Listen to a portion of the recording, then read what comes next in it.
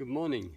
I'm Macartney, and we're here at Embercombe, sat amongst a little grove of Scots pine that I planted quite a few years ago now. It's just so amazing to be sat underneath them in this rather lovely dappled sunlight little glade.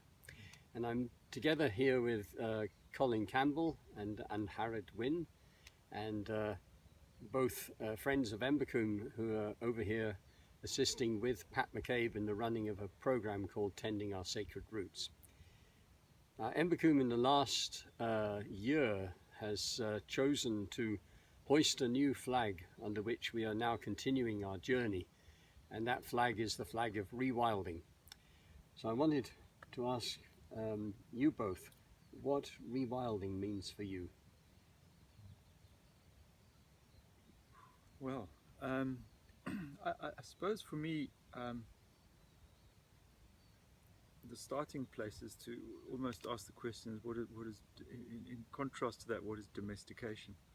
And I think for me, domestication has to do as much as anything with a loss, a primary loss of our relationship with the natural world, and the breakdown of that relationship.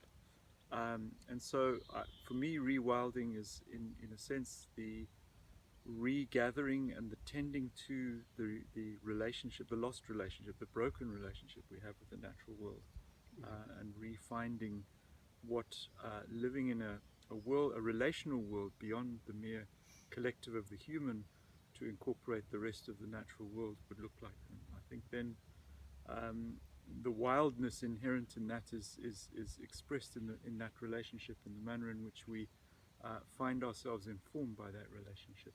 Thank you, Colin. Thanks very much. And Angharad, what do you think? Yeah, building on that, I think what I would add is it's very much a reciprocal relationship of rewilding as we engage more deeply in kind of with nature and allowing nature to kind of discover its space in a place that has been perhaps domesticated. It has an inherent tug on our soul to rewilden ourselves and rewilden that connection. And I think that's so necessary in our society today with everything that we are facing. Finding a way of rewilding ourselves, of becoming utterly human within a natural context.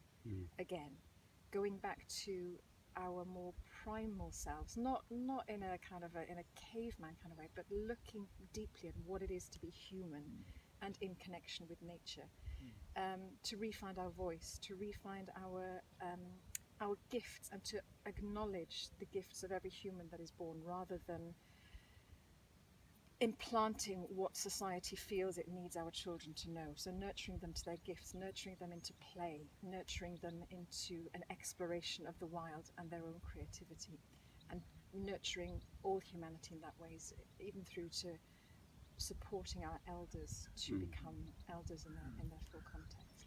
Now, I know that in both your cases, really, this is what you've both been speaking about. I might have put the word rewilding over it, but it's been the core of your work for some long time now. Have you noticed any kind of shift or increased impetus under the kind of themes that you are describing, or do you think that it's pretty much the same as it was a few years ago? What trends do you observe? Well, I mean, what I've certainly noticed is a dramatic increase in interest in the work that we do. 15, 20 years ago, it was hard to even really talk about this subject. Now there's certainly a proportion of the collective who are really enthusiastic and interested and keen to come and not just hear what we have to say, but come and go into immersive experience like the one we're doing here at Embercombe, and really explore in an experiential way what tending to this particular relationship might be like in practical terms. Yeah.